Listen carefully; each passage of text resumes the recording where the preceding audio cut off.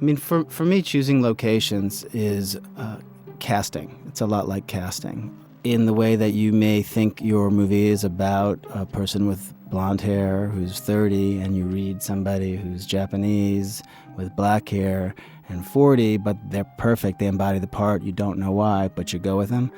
Architecture can be that way as well. And the way the story was originally written is that these were perfect colonial Connecticut homes.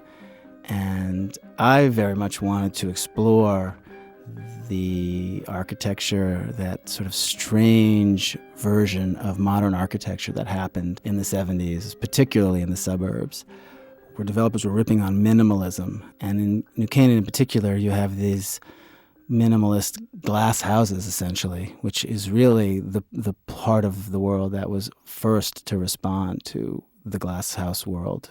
The glass house of Philip Johnson is not that far away from there, except that they're not brilliant in the way that that is.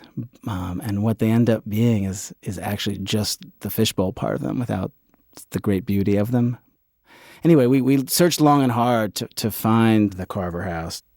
The point I made to Eng is that we should explore the architecture in the same way that we're exploring the rest of the culture, and that they could still be quintessential American families in quintessential American settings and not be in colonial homes, and it might even be more interesting.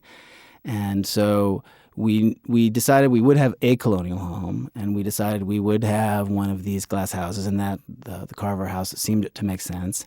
And we also decided that Kevin Kline and Joan Allen's house would be the more 50s version of a modern house, and that was also an archetypal architectural time, but that it would be somehow a little less cold. It would have some of the nice family touches that a colonial house might be able to have, and that the colonial house we would explore in grandeur as the Key Party house, and that would even make it stranger and dirtier somehow by playing the families a little against their type.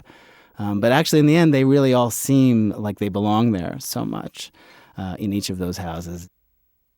Once we had finally found our homes, it was very clear that we had cast the right characters, that these homes went very much with the families and what the families were dealing with.